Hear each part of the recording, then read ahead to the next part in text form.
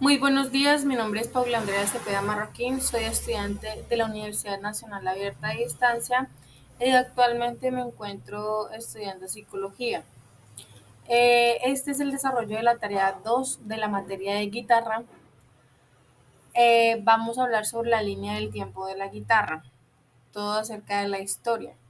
Entonces, decimos que en el año 1500 antes de Cristo, la guitarra se denominaba como la lira, ¿sí? La guitarra que es actualmente antes la llamaban la lira. La lira era un instrumento antecedente a la guitarra que fue encontrado en el norte de Turquía, creado por los hititas, y era muy similar a un arpa, como lo pueden ver en la imagen. Después de esto, en el año 1000 antes de Cristo, encontramos la guitarra. La guitarra, al igual que la lira, eran muy parecidas, pero esta era un poco más cuadrada y más grande. Tenía como forma de un maletín. Ahí se ve también en la imagen. Luego, en el siglo XIII, a esta la denominan sitar. En la India surge el sitar, que es un instrumento con tres cuerdas, un tambor ovalado y un mástil bastante grande, como se ve en la imagen. Luego tenemos que en el siglo XIII tenemos la guitarra, en el siglo XIV tenemos lo que es la guitarra. Entonces, en Francia se denominaba la guitarra y esta se utilizaba como instrumento de cuerda con forma de media pera y un mástil de madera doblado. ¿Sí? Vemos que a medida que van pasando el tiempo, le van poniendo diferente nombre a lo que es actualmente la guitarra, que es un instrumento de música. Luego tenemos la guitarra española.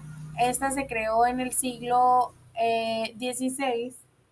En el siglo XVI en España se popularizó el uso de la guitarra como acompañamiento y se realizaron numerosas composiciones y obras para esto. Entonces, aquí ya se empieza a ver un poco más cómo la guitarra era indispensable en ese tiempo para la música. La empezaron a tener más en cuenta.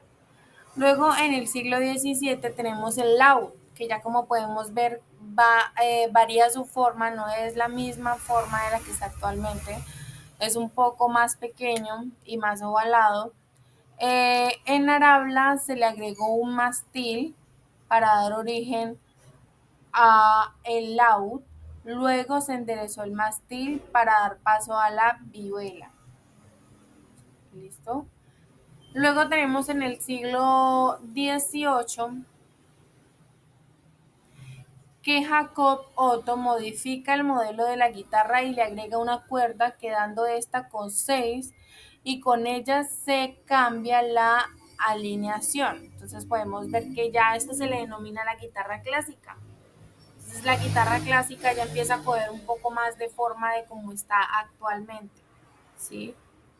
Luego tenemos en el siglo XIX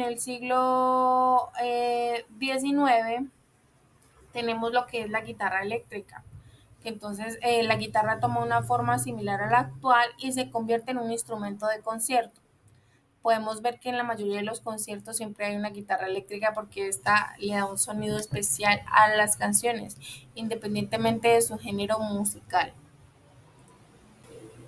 Luego, en el siglo XX, encontramos la guitarra de 10 cuerdas, que fue José Ramírez y Narciso Yepes, quienes agregaron 4 cuerdas más a los graves, aumentando los sonidos de la mano izquierda. Entonces, como podemos ver, ya se ve ahí más actualizada la guitarra, como más de ahorita. Luego, en el siglo XXI, ya está la guitarra como tal, que es la que se denomina guitarra, y ahí está la imagen. La guitarra se convierte en uno de los instrumentos más importantes y usados a nivel mundial y en muchos géneros musicales. Entonces esta guitarra ya fue la que quedó y es la que estamos utilizando en la actualidad. No se sabe si más adelante vayan a sacar otros modelos de guitarras, pero pues esta es la que está ahorita. Y pues ya para cerrar un poco el tema, podemos concluir que es importante conocer el origen del instrumento que como la guitarra, ya que como vimos en la primera actividad, de la materia, en la tarea 1, vimos cuán importante era la guitarra en una canción. Entonces hay canciones donde son solo con guitarra y la letra de la canción, y ahí vemos cómo es un instrumento de primera necesidad en una canción. Muchísimas gracias, compañeros y tutor, que pasen buen día. Hasta luego.